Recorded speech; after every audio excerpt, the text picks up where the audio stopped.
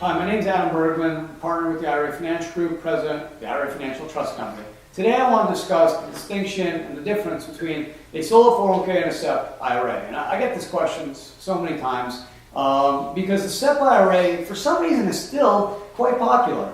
And I'll explain to you why it shouldn't be, but it still is. So prior to 2001, prior to ECTRA, Economic Growth Tax Relief Reconciliation Act, SEP IRA and a 401k, solo K were pretty much the same. They both were basically a pure profit sharing plan, which is really what a SEP is. A SEP is a profit sharing plan.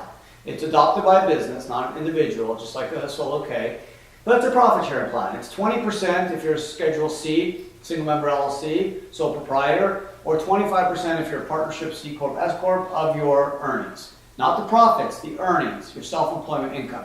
So even if your S Corp makes $100 million a year, if you only take a W-2 of 100 grand, that's what the profit sharing is off. And it's Schedule C, it's off your net Schedule C amount. If you're a 1065 partnership, it's your guaranteed payment or your W-2, however you get it. That's what it's off, but it's a pure profit sharing plan. 2017, the cap's 54,000, 18, 55,000. There's no 6,000 increase if you're over 50. There's no loan feature. Can't do Roth, although you can technically convert it to Roth after, but you can't make Roth contributions. It's a pre-tax profit sharing, and it's a nice plan. But before 01, the KEO or solo K and the SEP were the same, and that's kind of why a lot of people did SEPs. They were easier. You could do it at most banks. You don't worry about updating your plan docs. It was just easier. 2001 comes along, ECTRA adds all these great features to the solo 401k. President Bush did this in ECTRA, added the 50,000 loan feature, which allows you to borrow up to $50,000 tax-free, penalty-free, or the lesser of 50%. So if you have 100,000, you can borrow 50. If you have $1 million, you're still capped at 50. But if you have 30,000, you can only borrow 15. 5-year loan, pay back at least quarterly, you can pay back weekly or bi-weekly. Interest rates prime, which as of November 2017 is 4.25%. It will move up as interest rates go up, but it's a great way to get some money out of your plan and without paying tax or penalty and taking a distribution. So it's a great thing. SEPs don't have it. So that's another big advantage of the solo K. So after in 01, President Bush added the loan feature, added the Roth component, and he added the employee deferral feature.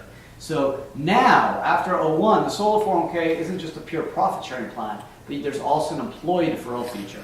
So an employee deferral feature means that you can do dollar for dollar up to, in 2017, 18,000, in 2018, 18,500, and then add $6,000 if you're over 50, dollar for dollar. A SEP doesn't have that. It's a pure profit sharing plan. So let me give you an example. In 2017, if you make $100,000 and you're sole proprietor, SEP and under 50, SEP will give you $20,000. Solo K, $18,000 plus 20% of your comp or $38,000. Now let's say you're over 50 and made $40,000.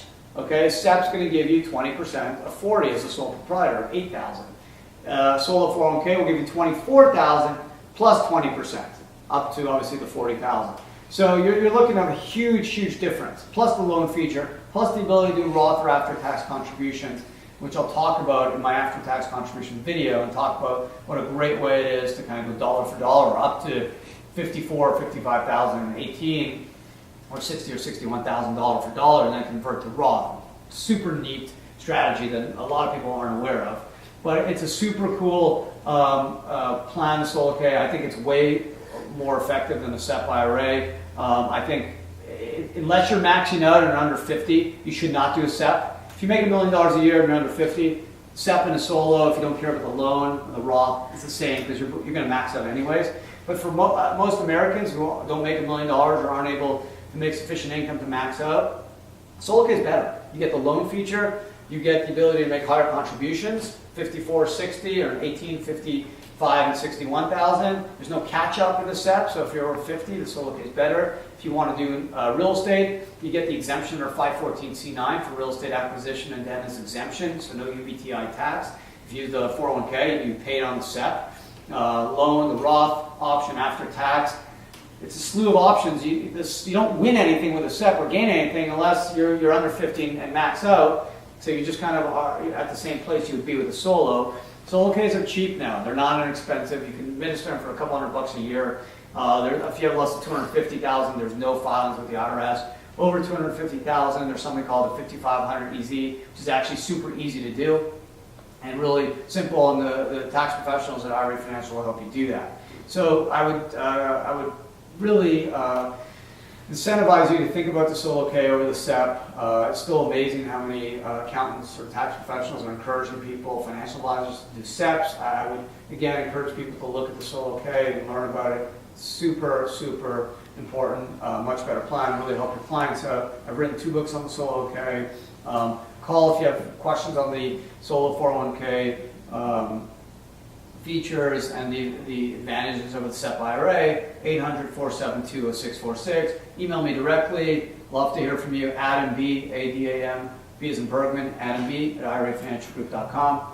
Thanks for watching.